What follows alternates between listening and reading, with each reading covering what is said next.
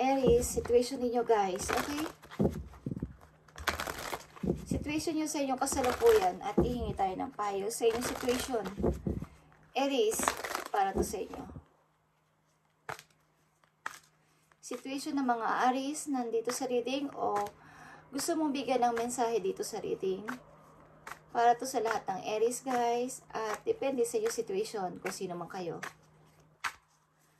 Para to sa lahat ng Aries. Situation ng mga Aries na nandito sa reading na gustong bigyan ng inyong guidance ng payo o advice. Okay? Situation nyo guys. Okay. Strength is here. Manang ilan sa inyo is masyadong kumbaga aware kayo sa inyong health. Mahilig kayo mag-exercise. At naku-conscious kayo sa inyong medyo tumataba na ako, ganyan. Conscious kayo sa inyong health. Ang ilan sa inyo, Aries na nandito sa reading is nagpapalakas kayo palagi para sa inyong kalusugan. Okay? Maaring ilan sa inyo is madalas pumunta ng gym, madalas mag-exercise o maglakad-lakad, o pumunta sa mga parang may kinalaman sa inyong kalusugan. Okay. Aries, tingnan natin ang inyong kasalukuyang situation. Okay. Ito ay para sa mga Aries na nandito sa reading, guys. At alam niyo sa sarili niyo kung sino kayo. At tingnan natin ito ng advice. Uy.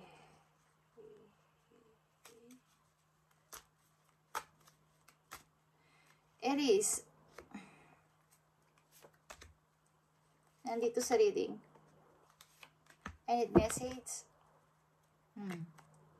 Four of Swords, kayo ay nagpapalakas guys. Like I said, kayo ay nag-iipon ng power, ng energy. Okay? May pinaghahandaan ba kayo guys? Mayroon bang something? Pag may sasalihan ba kayo? Okay. Aries, Nine of Pentacles, nakikita mo to? Malamang sa malamang Aries na nandito sa reading is may maayos sa trabaho, may maayos sa pagdating ng money at maayos na trabaho, maayos na pagdating ng pera at maring okay naman kayo sa money. Okay? Sa Aries na nandito sa reading. Ito sa unang message. Yeah. Five of Pentacles and Ace of Swords. Maaring alam nyo kung paano maggastos, alam nyo paano maglabas ng money at maaring nagkaroon kayo ng natuto kayo sa inyong nakaraan. Maaring 5 years ago, 5 months ago, na kailangan nyo ayusin ang paglabas at paggastos ng inyong money dahil ayaw nyo mapunta ulit kayo dito sa Five of Pentacles. Yung kawalan, okay? Kawalan at kumbaga is na i-survive nyo to sa sarili ninyong pamamaraan. Kaya nandito kayo sa ganito kalagayan sa ngayon, okay? Nag-i-enjoy din kayo sa inyong pagiging isang, kumbaga, single at tinitingnan nyo lang yung mga na-achieve nyo or yung mga nakuha ninyo, guys. At maaaring kayo nga, guys, ay masyadong, kumbaga, pati sa inyong health is binibigyan ninyo ng focus at nagpapahinga kayo, nagre-refresh o lumalabas-labas minsan para sa inyong sarili. Okay. Tingnan natin ang isa pang message for Aries. Six of Swords. Nakikita nyo to guys. Kayo nag-i-enjoy sa pagiging isang pawai single o mag-isa at ini-enjoy nyo ang bawat segundo, bawat oras at mahilig maybe kayong lumabas-labas at mag-picture-picture ng mga magagandang tanawin sa labas. Maaring kayo ay may inalisan na isang situation na nagpahirap sa inyo at ngayon ini-enjoy nyo ang pagiging isang kayo. Yeah. King of Sword and Six of Sword again is here. Okay? Bilang isang King of, sa energy ng King of Sword, kayo ay naging isang practical, mag-isip sa lahat ng bagay at lahat ng inyong mga iniisip dito is parang lahat ay napaka-logic. Parang may kinalaman din sa inyong katawan. Gusto ninyo is kayo ay healthy. Okay, sa ilang Aries na nandito. Maring masaya kayo sa ngayon sa inyong kinalalagyan sapagkat natuto na kayo sa nakaraan. Okay? Aries, tingnan natin ang message pa para sa iyo dito sa 9 of Pentacles. Wow. Ang ganda, Aries. At kayo ay maaring ang Aries na nandito sa reading is tuloy-tuloy sa pagmumubing at matagumpay at nagtatagumpay kayo sa buhay sa ngayon, lalo na sa kapirahan at sa inyong trabaho. Okay? Maaring may mga paparating pang opportunity sa inyo guys at ang hirap mamili. Tingnan natin, Aries, 9 of Pentacles and 6 of Swords dito. May dalaw kayong 6 of Swords dito at nakikita nyo ang 9 of Sword, pabaligtad ito o reverse. Ang ibig sabihin nito, wala na itong mga alalahanin na to sa inyong buhay. Tinatanggal nyo na at ayaw nyo na ng past, ayaw nyo na ng ibalik-balik pa yung halimbawa hindi kayo dati nakapagkakatulog, ayaw nyo nang balikan pa yon at na-release nyo na yon. Okay, nakikita nyo to, 2 of Pentacles. Pagkamat kayo matagumpay na ngayon sa inyong career, maaring may mga paparating pa ring opportunity na magdadala sa inyo sa pagtaas ng inyong money at marami. May opportunity pang naghihintay at pamimilian ninyo in the near future. Maaring lalakas ito bandang February or something. Okay. Tingnan natin sa 6 of Swords. Nakita nyo ang 8 of Cups and reverse. Ang ibig sabihin nito, marami na kayong, kumbaga yung mga offer o mga alok na dumating sa inyo na dati kayo ay nagdududa o hindi kayo makapag-choose o makapag-decide. Nakapag-decide na kayo dito at maaaring pinili nyo ang tama at pinili nyo ang pagiging isang logic sa inyong kasalukuyan. Okay. Aries, sa mga Aries na nandito is kayo ay isang practical person. Nakikita ko dito, okay. Kayo ay nag-iipon din ng inyong lakas at maaring napagkakatulog na kayo sa kasalukuyan. Okay? Maaring meron na kayong binibigyan nyo ng time ngayon ng inyong sarili sapagkat marami kayong napagtagumpayan. Okay, Ace of Swords. Marami kayong napagtanto at naliwanagan kayo sa katotohanan na kailangan kong mag-enjoy sa sarili ko, bigyan ng gift ang sarili ko, i-enjoy ang sarili ko this time. Tingnan natin, Aries. Napakaganda, okay? Aries, nandito sa reading. Alam niyo kung sino kayo, guys. Maaring nandito na kayo sa, logic na kayo mag-isip rather than relationship. Okay? Maaring, nung una, pumili kayo at kayo ay nagkaroon ng mistake o parang pagkabigo o nadaya kayo ng mga promises at mga matatamis sa dila. This time, matalino nyo na itong pinag-isipan at ginamitan nyo na ng utak. Okay? Nilayuan nyo na mga istorbong tao sa buhay ninyo. 6 of Swords is dalawa dito. Lumayo muna kayo sa iba at nag-enjoy sa sarili ninyo. Sinunod ninyo ang inyong gusto at practical na decision ito. Tingnan natin, Aries.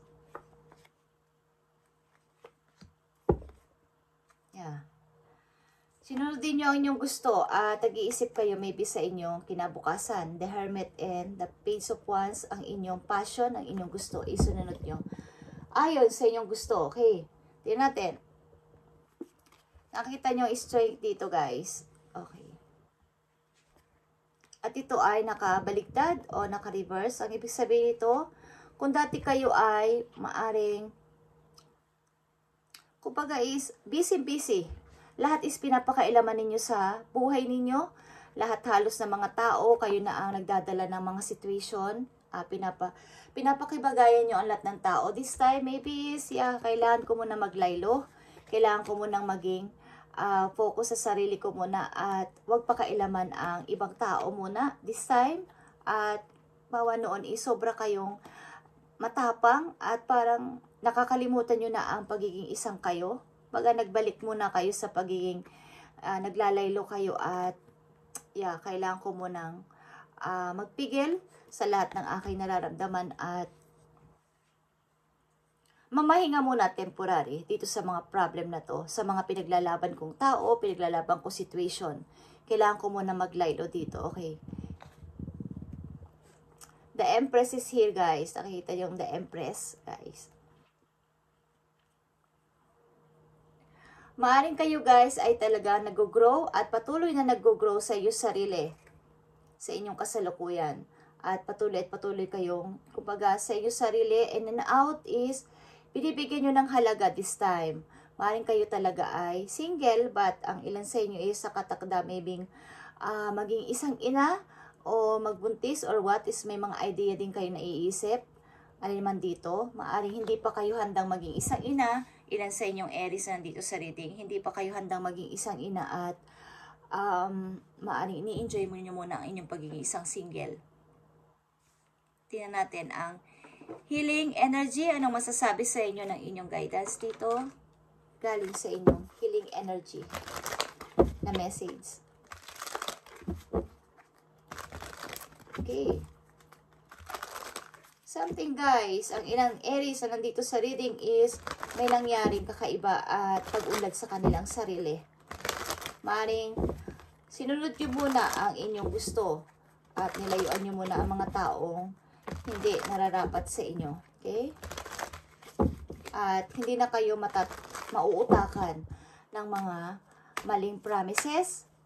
Maaring practical na kayo mag-isip sa ngayon at utak muna ang inyong pinapairal. Maaring nakatuto kayo sa inyong career ngayon. Tingnan natin. Aries, nandito sa reading. Tingnan natin, guys. Sa mga Aries na nandito sa reading. I need message. Thank you. Nakikita niyo itong freedom? Okay. Pinili niyo ang freedom sa sarili niyo. I realize my wounds create doubt, resentment, and guilt. So I work to free myself of darkness. I cast off negative thoughts, find peace in my heart, and discover of being of light within me. Okay. Pinili nyo ang inyong freedom sa inyong kasalukuyan at wala na makakapigil nito. Something na gusto nyo munang mapag-isa at mag-enjoy. I-enjoy nyo ang inyong mga na-receive, kumbaga, i-enjoy nyo ang inyong mga na-achieve at i-date muna ang inyong sarili bago ang lahat. Maaring sa inyong mga nakaraan na taon, buwan, is marami kayong mga sinakripisyo about sa inyong sarili at this time, ako naman dapat ang mag-enjoy, okay? Ako naman dapat ang mamasyal, mag-picture-picture ng mga bulaklak, magandang tanawin, at mapag-isa muna, temporary. At tigilan ko muna ang pangingialam sa ibang tao, at yung mga responsibilidad na to is, ibababa ko muna para sa aking sarili. Okay. So, pinili ninyo ang freedom ninyo. Na-realize nyo yung create ng mga parang paghihilom ng mga sugat ninyo at mga parang pagdadoubt din sa sarili at mga guilty is binigyan nyo na ng parang freedom ang sarili nyo at pinatawad nyo na rin. Wow. Wala tayong magagawa, guys. Gusto niyan lumabas para sa inyo. Self-awareness is key. Okay? Katulad ng sinabi ko kayo na, kayo ay aware sa inyong sarili sa panahon ngayon. Take time today to go within and spend time with your soul. Go for a walk in nature and ground yourself. Meditate, listen to your favorite music, whatever you enjoy most. Do that today, okay? Aries, kayo ay maaring aware na nga kayo sa inyong sarili at maaring kayo lumalabas-labas talaga at ini-enjoy nyo. Baga nakikinig kayo ng mga music or kailangan nyo makinig ng mga pang-meditate na music. Okay, at mga favorite yung song sa panahon ngayon. Okay, at gagawin nyo to para sa iyo sarili muna. Nag-i-exercise kayo, pupunta kayo ng gym. Okay, and lumalabas-labas. Okay, guys. At isa pang message sa inyo. You need to ignore what everyone else is doing and achieving. Your life is about breaking your own limits and outgrowing yourself to live your best life Aries. You are not in the competition with anyone else. Plan to outdo your past, not other people. Yeah. Thank you, Spirit. Okay, guys. Talagang, nandito kayo sa time na binibigyan nyo ng oras at oras o time naman ang inyong sarili this time. At sa mga nagdaan ninyong taon, buwan or araw pa yan sobra kayo napagod sa kakaintindi sa lahat ng tao sa inyong paligid. So, this time, maaaring pinili nyo munang mapag-isa at i-enjoy naman ang sarili, i-date ang sarili at magmuni-muni para sa inyo at makinig sa inyong gusto at hindi yung mga dikta ng ibang tao. Okay. Wow, ang ilan sa inyo nagkaroon ng awakening na kailangan ko munang mag-enjoy naman. Palagi na lang ako ang nagbibigay, palagi na lang ako lagi akong busy. Busy sa trabaho, busy sa mga tao, busy sa lahat ng bagay. So, this time, kailangan ko munang i-relax ang sarili ko at ibalik kung ano ako dati, na nag-i-enjoy sa pakikinig ng music, lumalabas na nakikinig ng mga, tumitingin-tingin ng mga halaman. Okay, maaring kayo ay iniisip nyo yan o nangyayari na to sa inyo, Aries. Okay, tingnan natin guys, ang payo pa o maaring sabihin pa sa inyo ng inyong mga guidance. Napakaganda, Aries. Self-awareness is key. Take time today to go within and spend time with your soul. Kailangan din kasi ng ating soul ng food. Okay, guys? Huwag natin pabayaan na madrin ito dahil sa kagagawa ng mga tao sa paligid natin. Okay? Kung kayo ay pagod na pagod sa trabaho at tuloy-tuloy pa rin ang problema mula sa ibang tao, baka kayo naman ay magkasakit. Okay, Aries, message for you.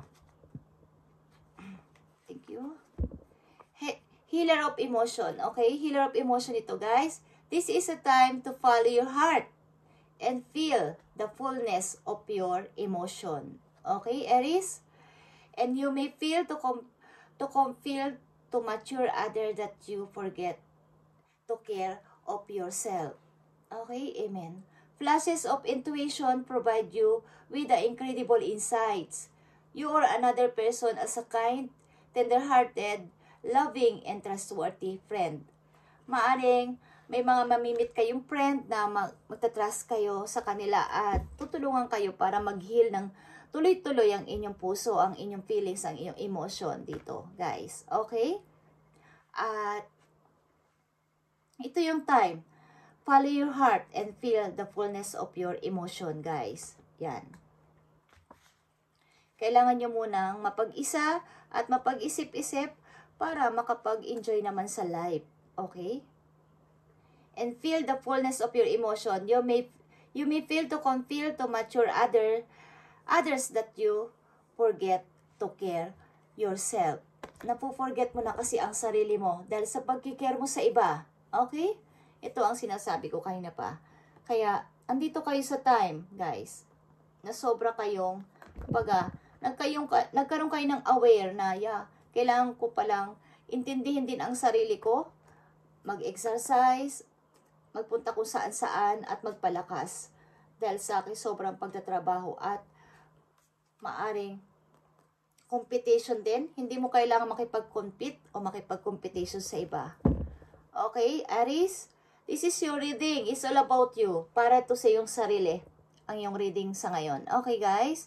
Thank you and God bless. At pagpalain kayo ni Lord sa araw-araw ninyong pamumuhay. At this time, kahit ngayong linggo lang, ngayong araw lang, o ngayong buwan na to, okay? Kung kayo ay busy-busy sa work, bakit hindi nyo maisipan na kayo ay humingi ng kahit na ilang araw na